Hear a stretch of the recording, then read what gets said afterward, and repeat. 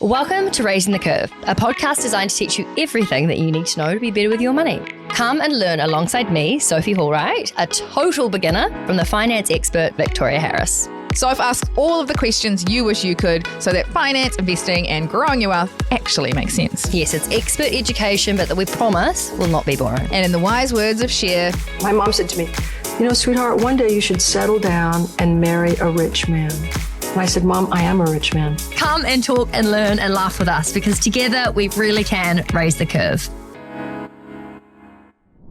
When we were planning this episode, we've obviously been following your accounts and all of the incredible content that you put out and are so impressed with the fact that you've managed to save £100,000 is it 25? 24?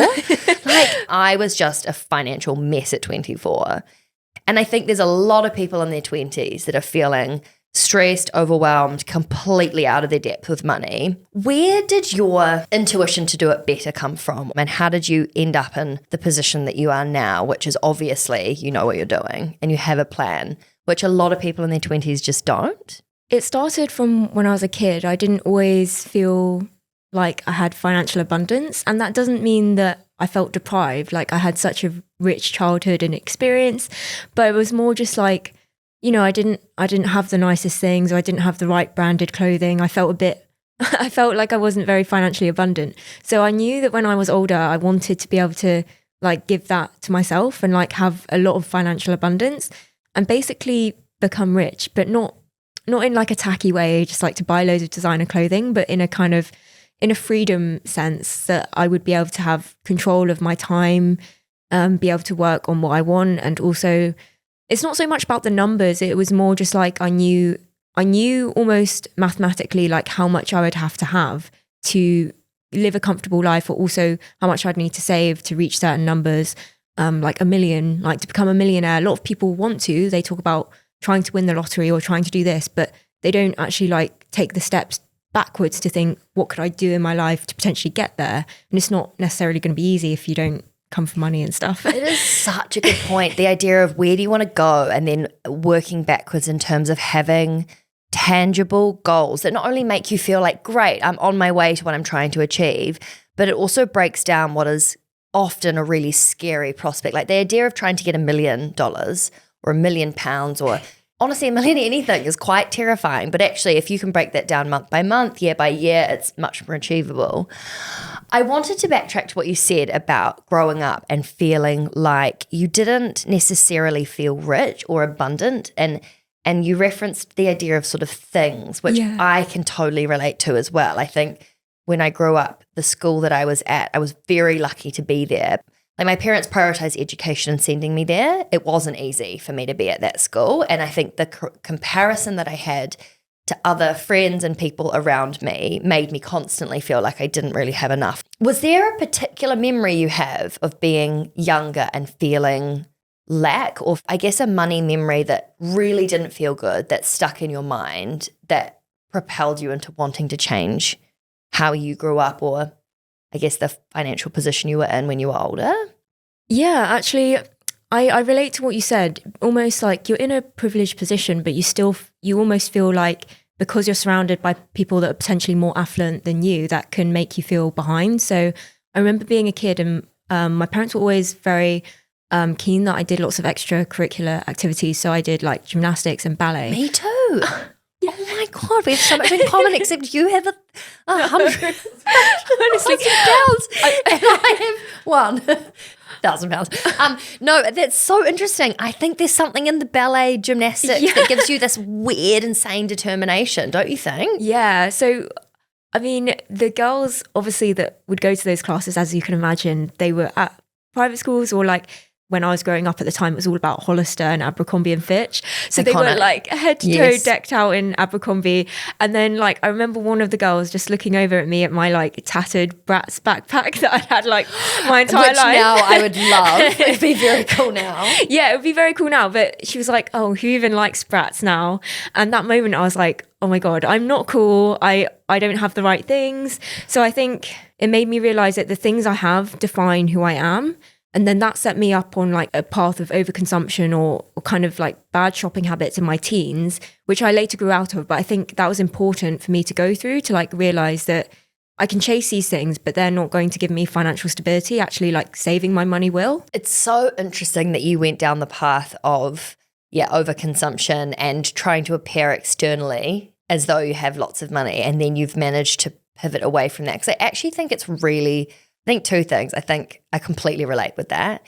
And at the same time, to be able to step out of that mindset, even when you have nice things, and choose to spend it on other stuff, takes a lot, because when you're used to a certain lifestyle, whether it's really beautiful sheets or really nice clothes or a nice car or whatever, when you have those things, to then also actively choose, no, actually, this isn't what I want to be spending my money on.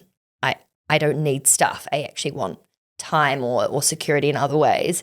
How did you transition from buy, appear to be wealthy or rich or have money, to sort of flip the script and think, actually, that's not what wealth looks like for me?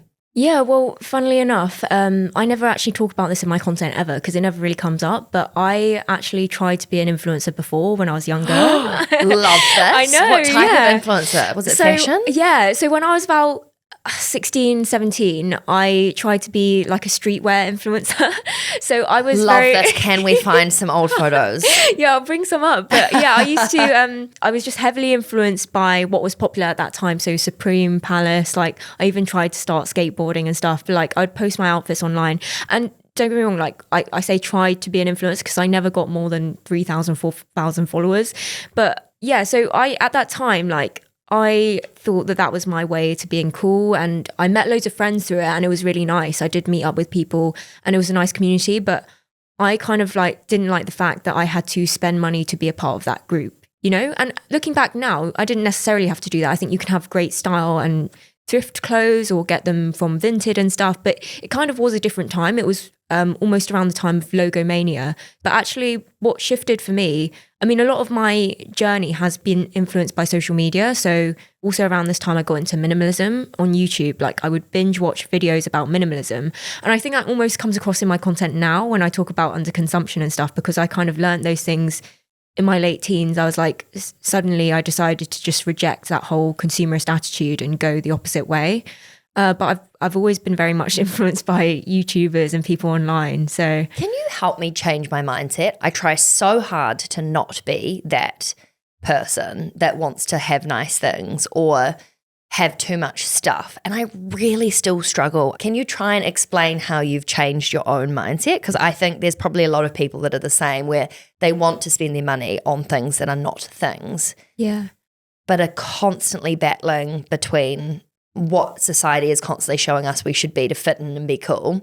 Yeah. And actually what real wealth looks like. It's a difficult one because we don't have a lot of control, or we think we do, but we don't. Like we go on social media and we're just bombarded with ads. Like you can just literally look anywhere and it's an ad for something. So anyone watching this, I wouldn't feel too hard on yourself if you are in that cycle of overspending or buying too many things, because to a degree, like it's pretty hard not to be that way. Most people are that way these days. But I think if you want to change that and you almost want to be the opposite, and like, not saying you want to be like me and be an extreme saver, but if you just want to have a lot of savings, I almost changed my addiction. I changed my addiction from shopping to saving.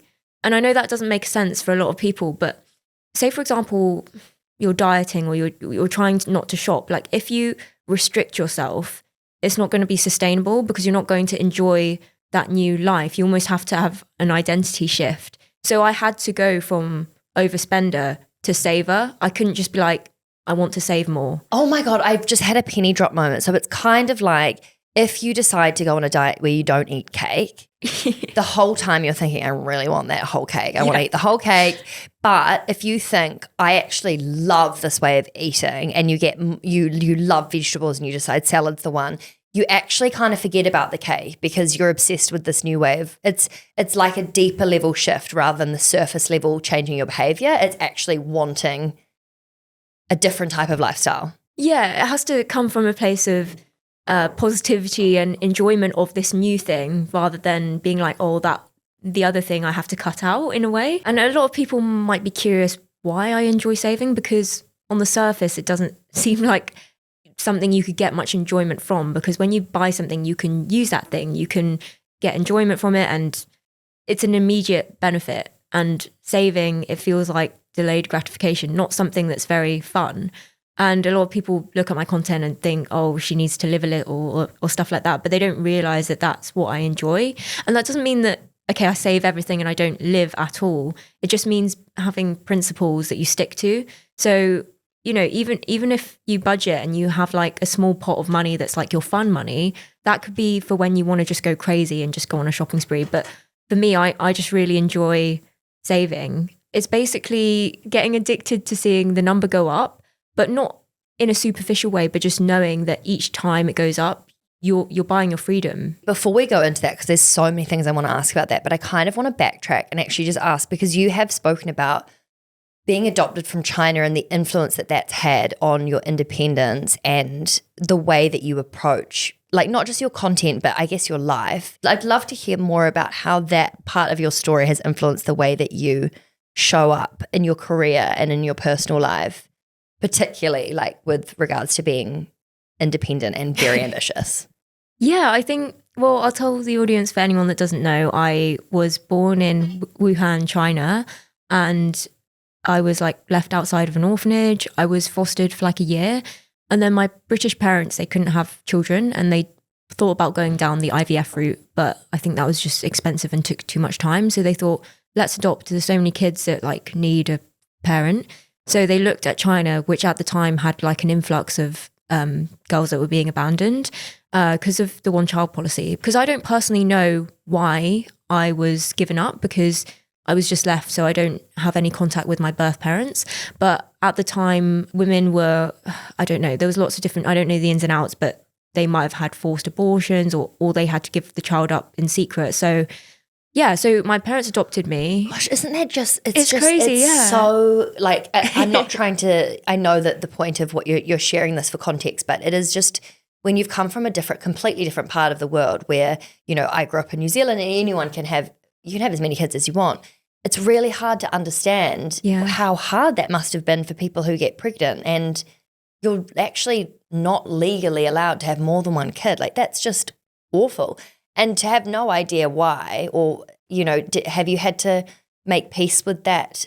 Do you put it down to the idea that, well, she probably didn't have a choice? Yeah, I honestly just think about it like that. I don't have any negative or positive emotion about it because, yeah, my parents adopted me. I was brought to the UK, so I grew up in London for most of my life. I think I was 18 months when I was adopted. So I really haven't known any different. But obviously, I think anyone, your early years will somewhat affect you whether you are conscious about it or not.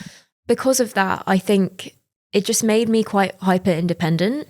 I know that's almost like a trauma response. You become hyper independent, but I see it as a positive thing because I think I've been able to achieve so much because I have that mindset that if I don't do it, no one else will do it. And also to not take anything for granted, because it was such humble beginnings that you think, it's not that you think you could lose it all, because that's like highly unlikely, but you just know that when you come from that background, I don't know, that you just have to work harder.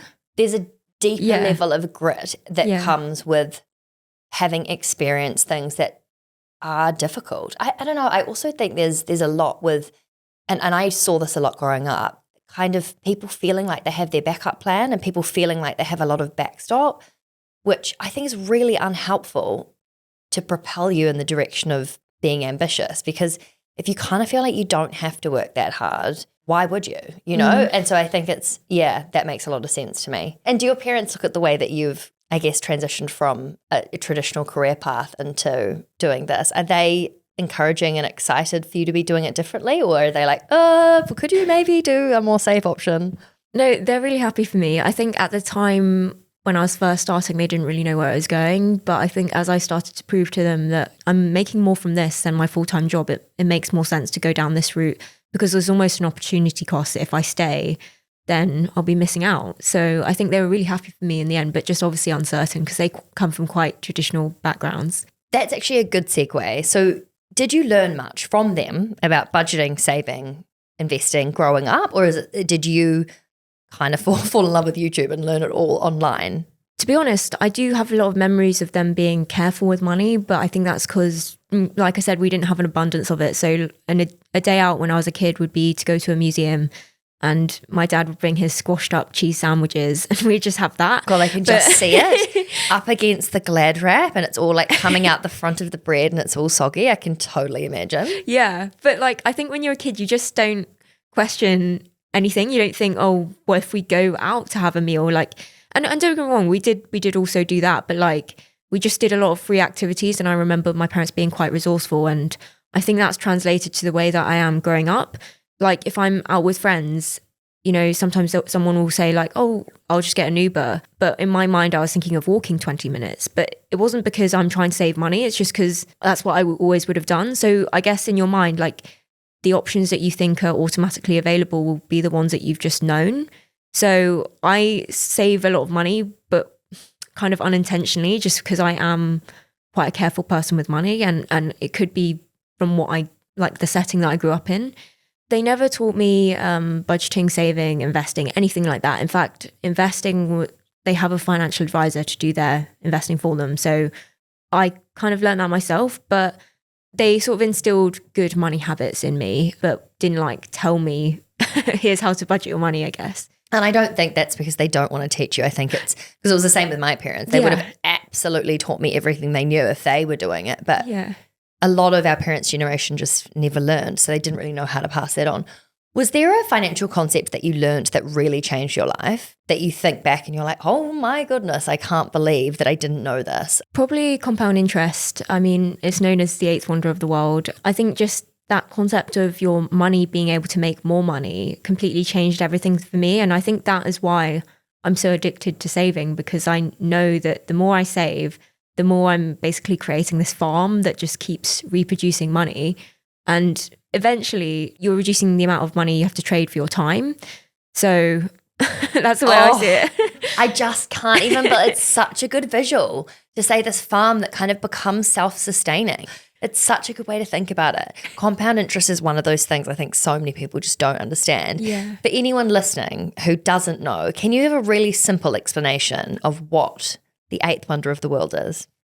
It's interest on your interest. So if you're saving your money in a savings account that's paying you, I mean, this is very above average, but 10% for like just mathematical purposes, then, you know, say if you saved £100, you get 10% on that, you get £110. But the next year, you won't just earn interest on that £100, you start to earn it on the 110. So it keeps going up year on year. So basically over time it snowballs. So in the end, it's not like with investing or saving, it's not really about how much you save. Of course that matters, but if you started earlier, it just has more time to do that snowballing. Yeah, you get a bigger snowball because it's been snowballing for longer. Yeah. Do you ever feel embarrassed or shy about the idea of wanting to be rich? You know, being public online and talking about money, speaking from experience, you know there's a lot of people that are judging you for it. I don't know, I feel like sometimes when you say, oh, we've got a platform talking about money or investing, people immediately either are like, oh, amazing, if they're already on the bandwagon of caring or thinking about investing in money. But if they're not, it can be quite polarizing. And I just wondered if that's something you've experienced. It can be, but I try not to worry about it, because when you're putting yourself online, like, anyone can see it. So you have to have courage, and you have to. So scary, isn't it? Like, what are we doing? You have to have courage, but know that you're potentially reaching the right people to help them. So I try to focus on the positive impact that I could have. And if people want to leave like negative comments, it just adds engagement. That's how I feel. But thank you so much for helping my business. Yeah, no, it's true. But saying that you want to become rich is kind of controversial. It kind of seems taboo, especially in like British culture. You're not really meant to aspire that high. You're meant to just be like, oh, I want a modest salary. You know, you're supposed to just stay within your lane.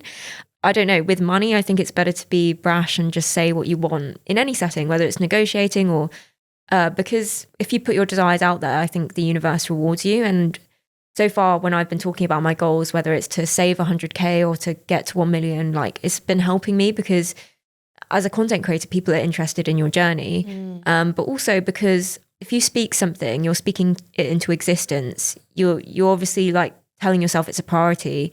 And if I'm talking about it every single day, then my actions are going to follow suit.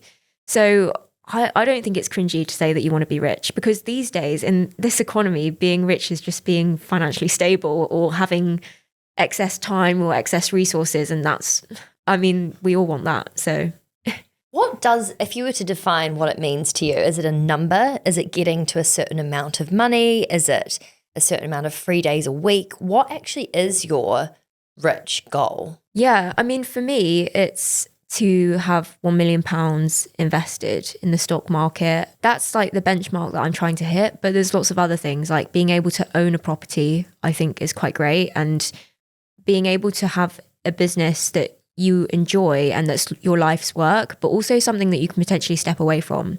And it's also like about your lifestyle, being able to eat healthy foods, organic foods, have the time to cook, have the time to focus on hobbies without caring about the money, and having time to spend with friends and family.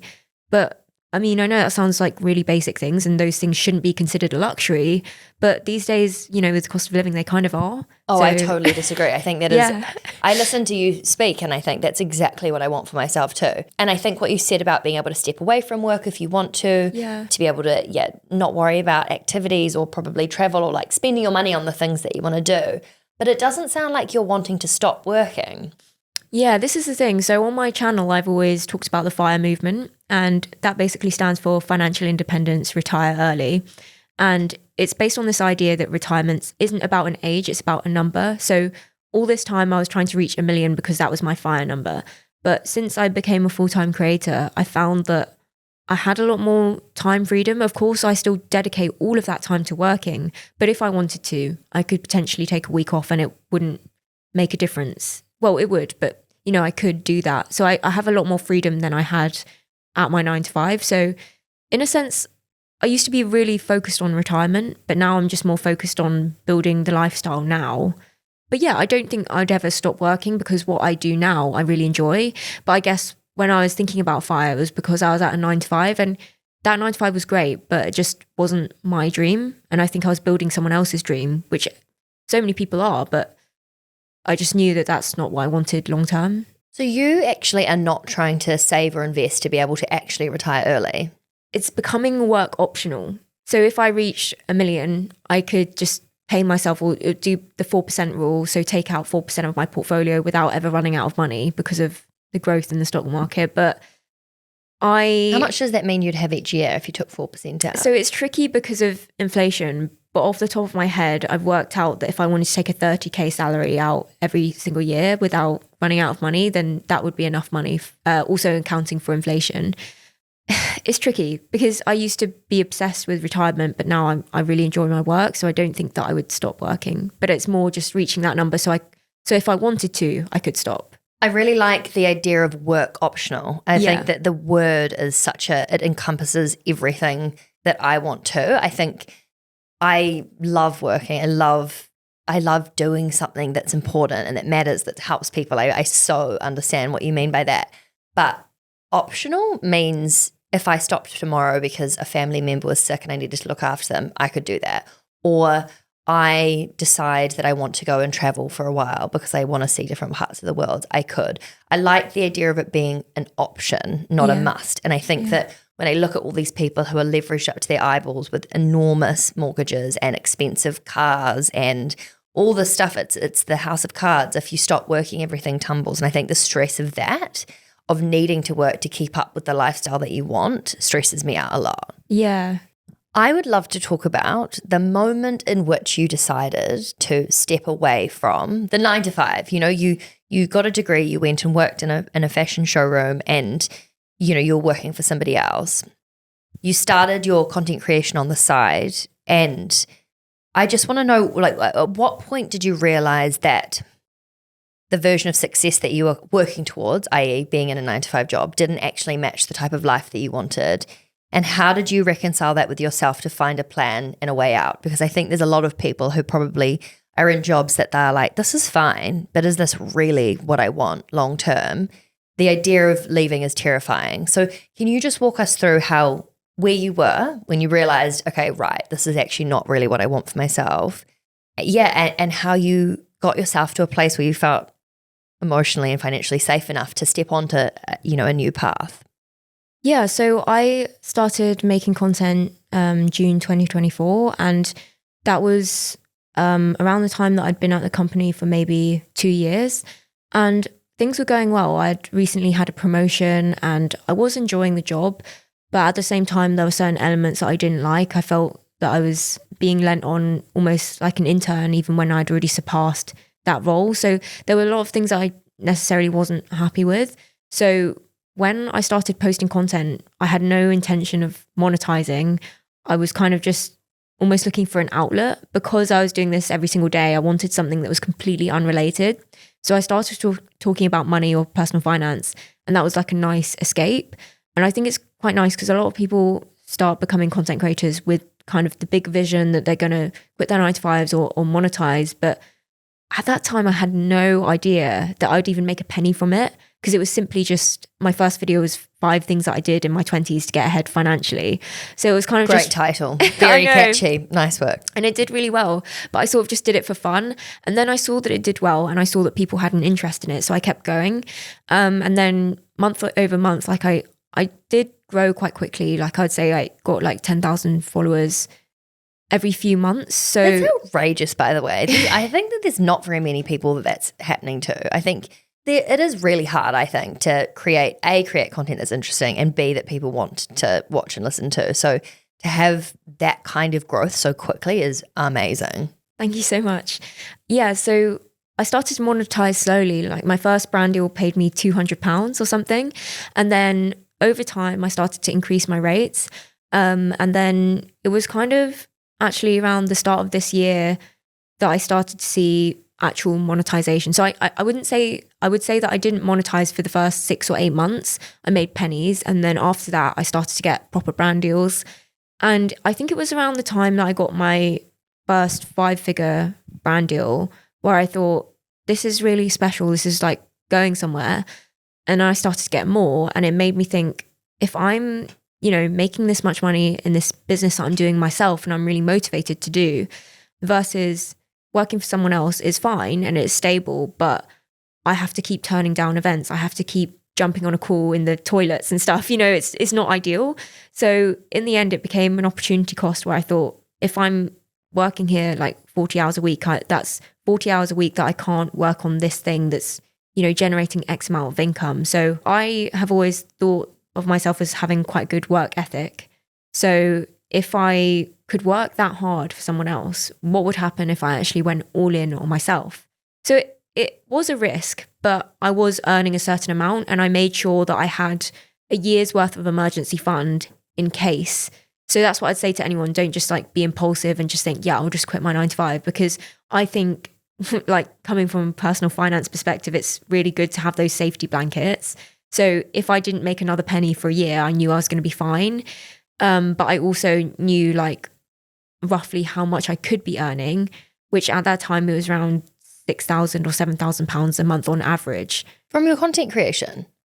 Oh my God, I would have left on day one. That's amazing. Yeah, but I guess I didn't leave any sooner because I thought I just was scared. And I would also come from that mentality that you should always have a stable 9-to-5, and that it's too risky to go anywhere else. Because it's quite unpredictable. You don't know what work you're going to get. And they also pay you maybe sometimes 60 or 90 days after. So yes, I'm much more comfortable now, and I've got a regular income. But at that time, I really didn't know if it would continue. I thought I just got lucky. How much did you decide you needed for a year? I honestly just saved my yearly salary. I just saved 30k, and I just thought, let me just keep that in cash.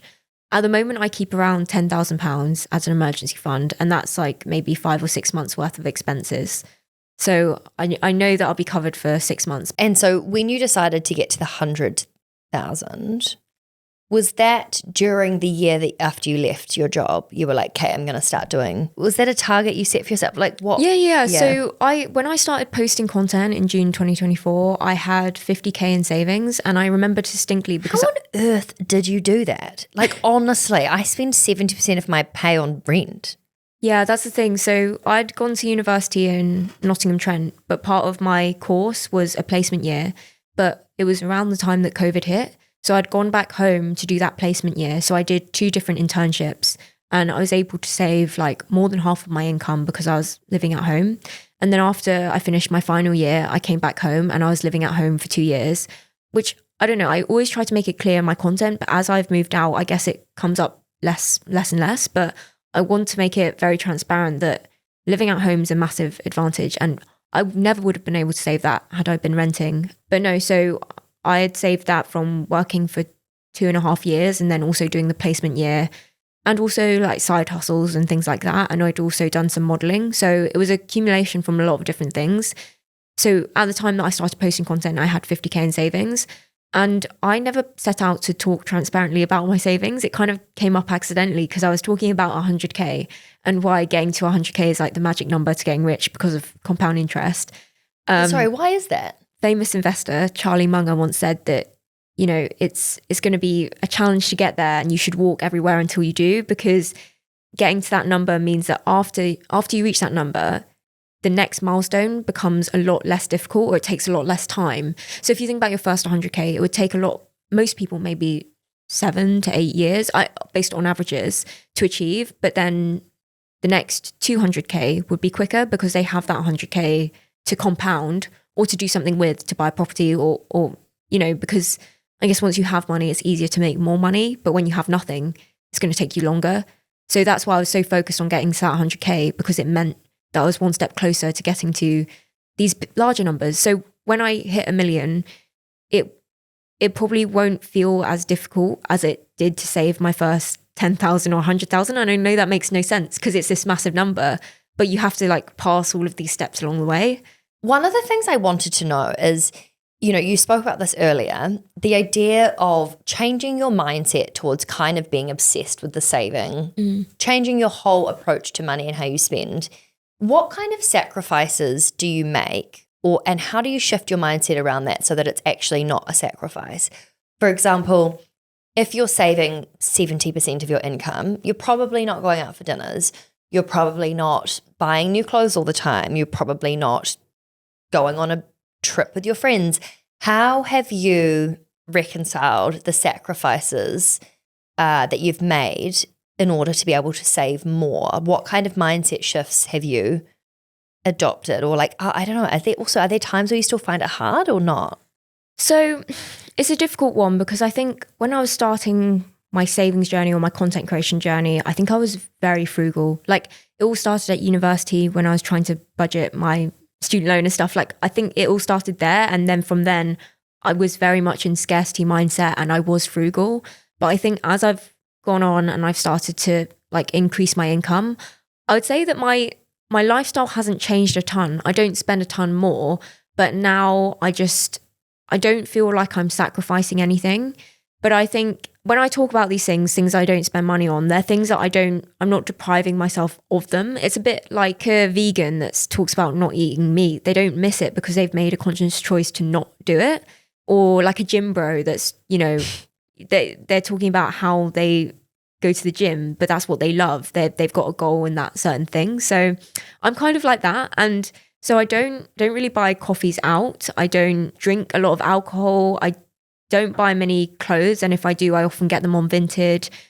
I don't, unless it's for work purposes, I don't get Ubers and stuff. I'd rather get the bus or tube or something. So, but these are all like very regular habits. I guess that in this age of overconsumption, they could be seen as frugal, but I would say that no matter how large my income gets, I'd like to try and keep my lifestyle the same, because that to me is freedom. Because determining how wealthy or rich you are isn't about how much money you have, it's how much you want. If you want a lot of things and your income is small, then you're going to feel poor because you'll feel a lack of buying those things. But if you don't want those things in the first place, you can actually feel rich on a normal salary because you have excess money to do extra things with. So I think that being rich or all of that stuff is more about how much you want things. And I have tried to make it so that I don't want those things. Overall, I just don't spend a lot of money. I try to keep my lifestyle the same as when I was just on my 30K salary. How do people change what they want if they've already wanted lots? Asking for a friend. Do you have any advice for people who are already, unfortunately, down the very slippery slope of buying lots of coffees out and getting Ubers and buying clothes? How can they try to pull back on those things? I wouldn't recommend just going on a no buy, going from like shopping a lot to like buying nothing will feel like I guess a shock. that's the cake thing, right? Yeah. Then all you want is the cake. 'Cause Exactly. You're starving yourself of the cake. Totally. I think it would be more about doing a low buy or changing your habits. So, rather than if you get your paycheck and the first thing you're thinking about is all of these things that you could buy, making sure that you pay yourself first. So buying investments, that can feel exciting, especially if you haven't invested before. It can feel like, okay, I'm making this new step. But, after you've done that, thinking about your budget and how much you have left to set aside, you can definitely still buy those things. But I guess it's just like accounting for where they're going to go. But in terms of not wanting to do them anymore, I don't know. I don't want anyone to feel like they should stop being themselves. But a lot of these things are designed to kind of get you. So I try to see any kind of marketing or sales or like any kind of email newsletter. I just unsubscribe from it, because at the end of the day, you as a consumer, you might want things and you might find value in those things. But at the same time, like how many of those things just end up collecting dust or end up in a bag somewhere? It's always like the big companies that are winning. So I try to make it into a game, and I just think like if I have bought something, I've lost. not in a bad way, but it's just like, even on Black Friday, everyone thinks, oh, I got such a good deal, but you didn't, because that was all orchestrated for you to buy something. So I guess it's just like the easiest way to do it is to just think of it as a game, and each time you don't buy something, you've won, because you've seen behind the clever marketing tactics, and you can then put that money aside for your future. It's about having something that feels bigger than what you currently want. So if you wanted like a new jacket, thinking, you know what, I kind of want to own my own home. Like, I know that sounds too far in the future, but that is kind of the way I see it. But frugality can go to the extreme, or it's not a good way of life. So, I mean, I like to follow this philosophy I created called Frugal Chic. And it's the way that I've always lived my life. Like, I am frugal, but I also care about fashion and I care about taste and style. And I think that you can be a mix of both. Like, you can be very money savvy, but you can also care about living your life now. I think it's just prioritizing certain things. So splurging on things that will last you, investing in quality pieces, like whether it's from the kitchen to like nice bed linens, like those are things to splurge on, but also recognizing that if you splurge on everything, then you have nothing left to save. So maybe cutting costs elsewhere, but that doesn't necessarily mean you cut cost everywhere, because that's just really miserable. There are things that I splurge versus save on. I think like a luxury gym is worth splurging on, but I don't spend anything on alcohol because I don't like alcohol either. Yeah. I don't know why I keep falling into the trap of spending money on alcohol. I hate it. Yeah. I need to just put my foot down and be like, no more. Yeah, I'm just going to have a juice instead. Yeah. Like, I don't know. I just don't think you need it to have fun. Of that doesn't mean that I don't drink it at all, but I like to be flexible. And if the vibe is right, I'll have a drink. But a lot of the time I just don't feel I need it. And therefore that usually takes up a big chunk of people's budget. I see some people spending £200, £500 on alcohol. And I just think, me personally, not anything against them, but I could do so many different things with that money instead. So I guess just working out what you value and what you don't value. Yeah, I think it's recognizing if you don't enjoy something and you're still spending money on it, that makes no sense. You could definitely cut out the things that you really don't enjoy and then put that money towards things that you love. I think it would be really helpful for myself to write a list of all the things that I spend money on and literally order it, because there's only so much money to go around. I just find it so hard because all of a sudden I'm like, oh, well, everything's important. So how do I cut anything out? That's the thing I find difficult. The one thing that I would say is that for me, I've always been like moderate with my spending, but as I mentioned before, not really on purpose, just because I am that way. But I think that saving only gets you so far. Say if I was on £2,000, like after rent and everything, I didn't really have much left over. If I hadn't had a side hustle, and to be fair, like I've always had a side hustle or something because I just like having an extra source of income. But if I didn't have that, I wouldn't really be able to save a lot of money. So I think sometimes it's not about trying to cut things out. It's about thinking, oh, if I do this extra bit of, creative work or an extra side hustle, I could make an extra £200 or £500, and that means that I don't have to cut anything out. that means I could use that money to save. So it is about being frugal, but it's also about being entrepreneurial as well. That can help a ton. And that, I'd be lying if I said that was the reason that I got to 100k in savings, not from cutting out stuff, because my income wasn't very high. It was purely just from increasing my income. But obviously, had I spent all of it, then I wouldn't be able to save it. But I think the point there is trying to increase your income as well. What are a few little luxuries that make your life feel rich without a big scary price tag? Yeah. I want to inspire people that are thinking, I don't know how to cut any of these things out. I don't know what to pull back on. I feel like I don't have much joy in my life, and I feel like I'm worried if I cut back on what I spend that I'll be cutting that out too. What are some things that you think bring luxury or joy to your life but aren't expensive? Yeah, I think most of the issue these days is using social media and shopping as entertainment. If you think about most people's lives, I'm not trying to say that I'm any better because I do these things too, but just looking at myself, like, we're on social media to be entertained, and then that drive, like, most content is driving you to buy something. Then you use shopping as entertainment, whether it's shopping through the new in on like the ASOS app or something. Like, it's very easy for both of those things to take up time, and that's a big problem. Like, we can all agree that our screen time is really high, and therefore if we're what do you mean 9 hours a day on my phone's a problem? I was honestly the other day thinking, I went from phone to laptop like I can't even imagine before there weren't screens. What were we doing? I don't know, honestly, but like I've tried to combat that in my own life and think about activities that are low cost but really enjoyable. So like taking a bath. I know not everyone has a bath, but for those that do, I completely neglected mine for the first 9 months of moving into my flat. And I thought the other day, no, I'm going to light a candle and just really take my time. And it felt luxurious, even though it was not, grand scheme of things, not very expensive. Or reading a book. I love reading. I will always try to be reading on the tube or something. I think that's quite a low cost activity because you can even go to the library and get your books. You don't have to like buy them new. Also with clothing, like I will always try to look on Vinted because I feel like I just keep track of like expensive or premium brands and I just find them on there.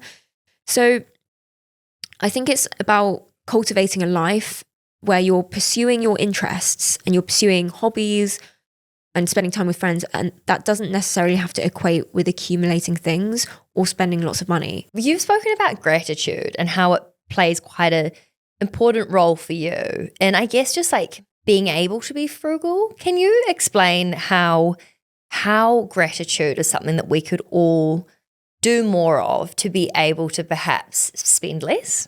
Yeah, I think frugality, it can feel like deprivation, but when you take out that element and you actually see it through a lens of appreciating what you already have, it's so much easier to save money and not buy things because you're just recognizing the value in what you already have.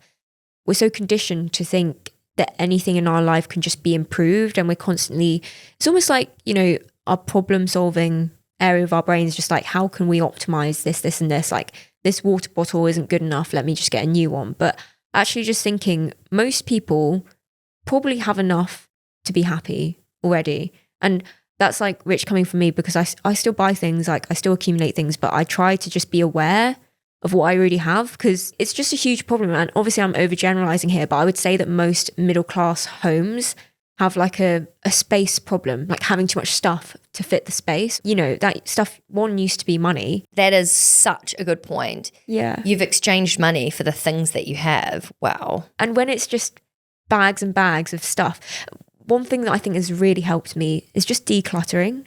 Just like taking a weekend or an evening to just go through your stuff. And doing that, you'll quickly realize you kind of already have too much. And I suppose that can help because if you sell that stuff or you give it away, you kind of take the hit and you're like, oh, I originally spent £100 on this, I sold it for 20. You're just like, you make better decisions the next time you shop because you're like, okay, next time I'm not going to make the same mistake. Could you speak about what invisible wealth means and how you would explain that to someone that's never heard of the concept? And how or why does that matter to you more than visible, obvious luxury?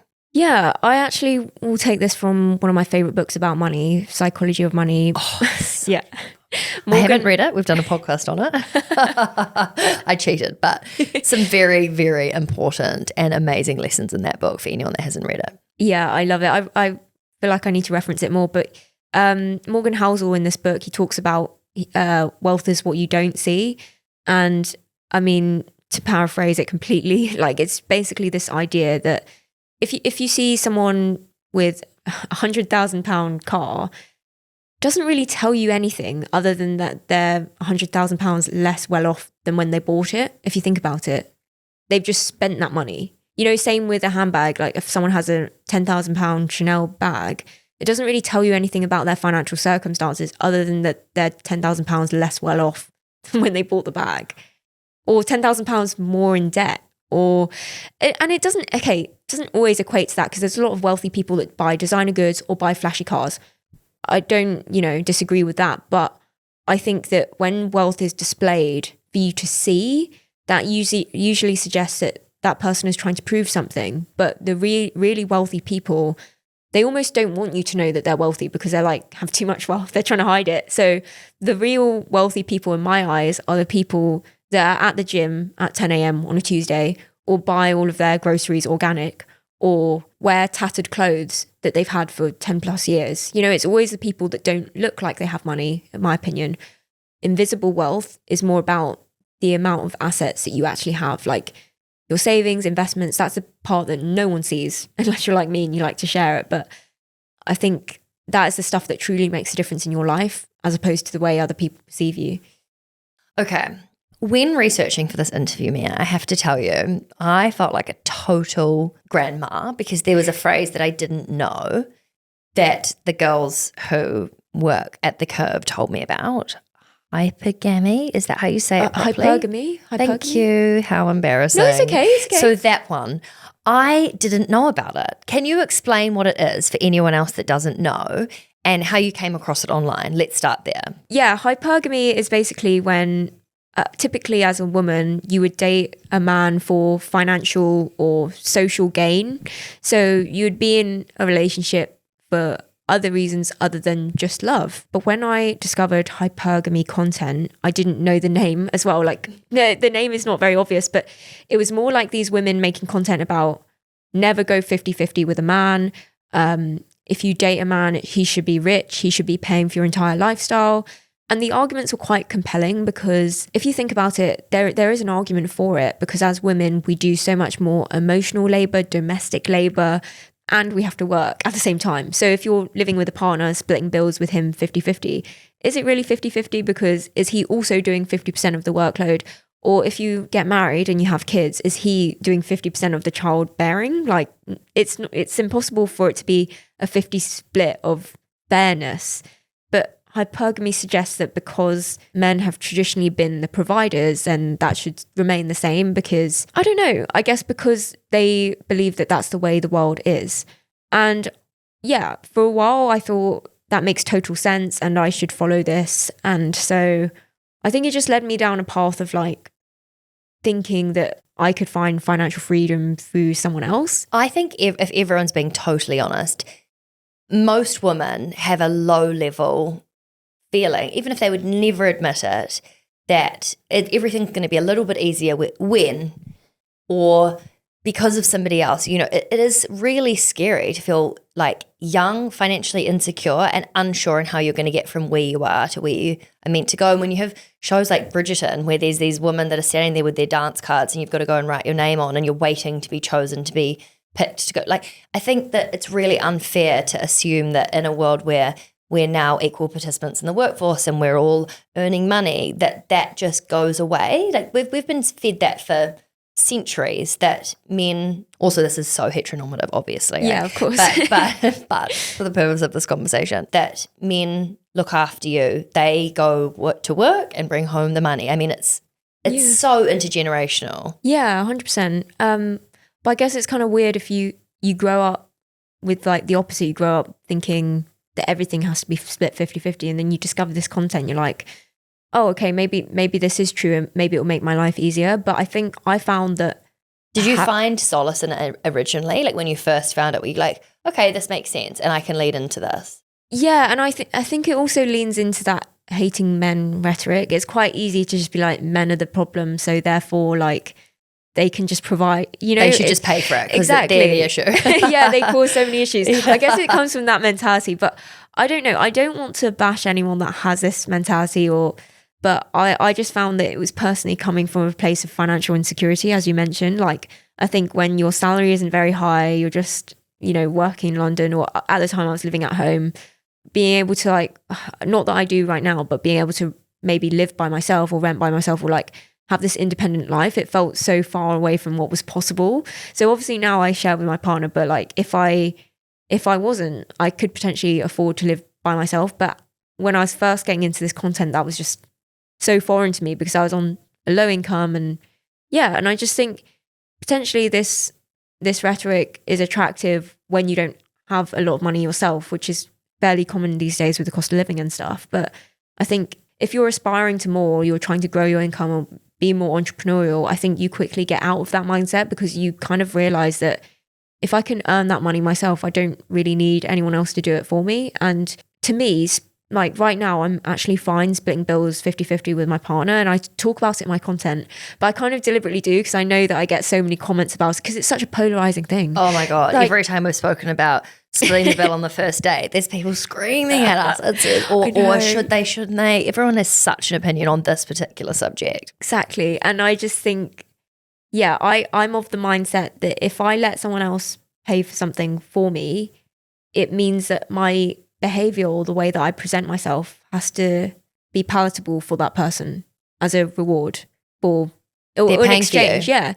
In exchange for that. Like, I can't then choose to get angry or do certain things because, they've done something for me. So I just find that there's a power imbalance there, and I'd rather pay my own way. But like I said, I didn't always used to think that way. I used to be very much in, thinking that like a guy should pay for my rent, but I don't think that's the most empowering thing when you actually think about having your own finances and going on your own financial journey. If something went wrong, what are you going to do? There's so much like financial abuse that happens. So I'd much rather be independent now, but I know a lot of women would have an issue with that too. There's a bit. But do you think there's a middle ground between someone paying for a date or someone paying for, I don't know, a dinner versus paying your entire rent? Like, is there do you feel like it should be totally 50-50 so that you feel really like, do you know what? If at any point in time I want to leave, do this, whatever, I know that you haven't paid for me to get here, or I don't know. I'm just interested if there's like nuance to it, or if you're really hard and fast, it has to be 50-50 because it. No, I'm actually like you said. So I would happily, my boyfriend pays for dates. He gets me flowers. He's very much traditional in that sense. And like, yes, we do split bills 50-50, but if we do a grocery shop, I mean, maybe I should get splitwise, but sometimes he'll just pay for it all and I'll transfer him, or sometimes I don't transfer him. It's not very like black and white, but I would say that he pays for more. And I've even said in my videos, it's more like a 70-30 split for like non-essential things.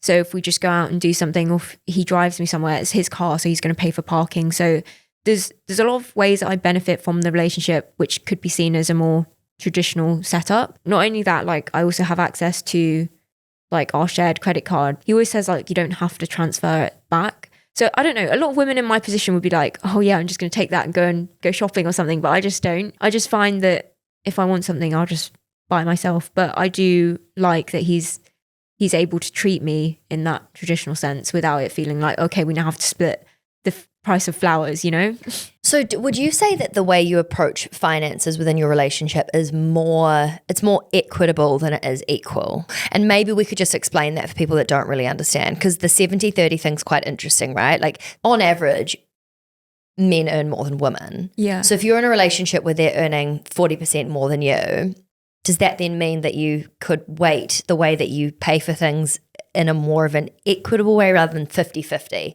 So if I'm on £150,000 and my partner's on £40,000, then perhaps I pay a little bit more because for me, that's more equitable. I don't know if you have a thought on that.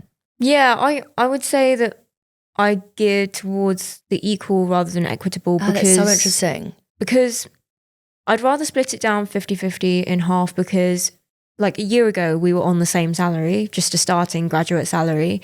And then throughout this year, I've been working in the evenings, mornings before work, at weekends. You know, I'm not calling him lazy or anything, because like he's does a really high powered job, but like he can just come home and sit on the sofa and relax. But I sacrificed my free time for a whole year to be able to earn much more now, like double what I used to earn. So I don't know. I don't personally feel like it's fair for me to pay more because I worked harder.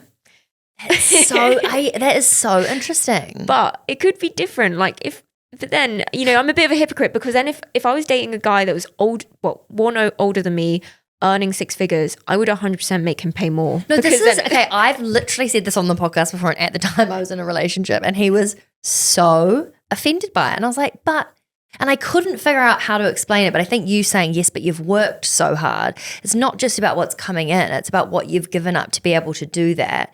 And I don't know, the idea of if I was earning more than my partner, but then I have to pay more as a woman, I just am like, no. Yeah. But then if it's reverse and they're earning twice as much as me, I would expect them to. And I know that's really hypocritical, but I just don't know.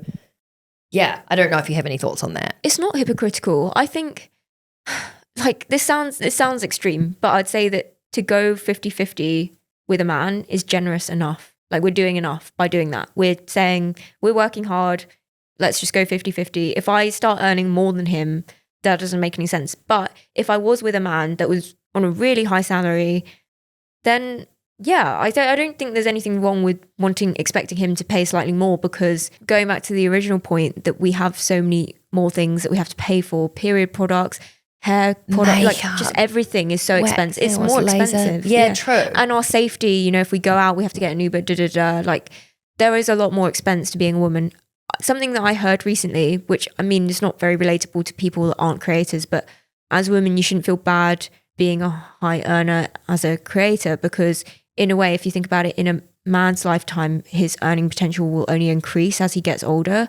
Whereas as a woman, it's kind of unstable. I don't really know. Like, is it just based on looks or youth? So my earning potential is very high right now, but it's quite risky. And I don't know if that will continue or if it will just decline over time. So, you know, maybe I'm at the peak of my career and it will just slowly trickle down. And for a man, it will just only go up. So I think that's a really good point too. And the idea of kids, right? Because if you do decide you want to have children and you take time out, not only are you not earning, not contributing to your investments or your savings, but also trying to get back in the workforce. It takes like 10 years to get back to where you were. Yeah. Whereas for that 10 years, his salary is going up and up and up. Yeah. I feel so inspired about like going back and ripping my entire budget apart and genuinely looking at what I'm spending money on, because I am not buying any more Guinness. Like, I refuse to buy any more alcohol. I need to go and do that and really figure out A, how I can be cutting back, B, how I can be making more money. But I'm sure there's a lot of people that are listening and feeling really inspired by the way that you think about your finances and are very grateful for how much you share publicly. For anyone that wants to find out more about who you are and what you do, what are all of the platforms that they can find you on? I'm on TikTok, Instagram, YouTube, Substack, and yeah, I think that's it. Amazing. Thank you so much for your time. Loved speaking to you. Thank you so much. Thank you so much for listening to Raising the Curve. These conversations are designed to teach you everything you need to know to be better with your money, from saving to investing to talking with your friends about your salaries, all of that stuff. And if you like what you heard, we would love if you could please hit subscribe wherever you're listening and leave a comment. Let us know what you thought about the episode. And it only takes 1 second and it would really make our week, our month, our year. Yeah. So please do it. Okay. Love you. Bye. Okay, quickly. The Curve was created to empower and educate you about investing, but we are not financial advisors. Our platform exists for educational purposes only, and it doesn't provide personalized investing advice for your individual needs and should not be relied upon to make an investment or financial decision. And always remember to do your own research before making any investment or financial decision. We're here for any knowledge and support you need, but the final call is always yours. And thanks for being here. You got this. Yeah, we know you got this.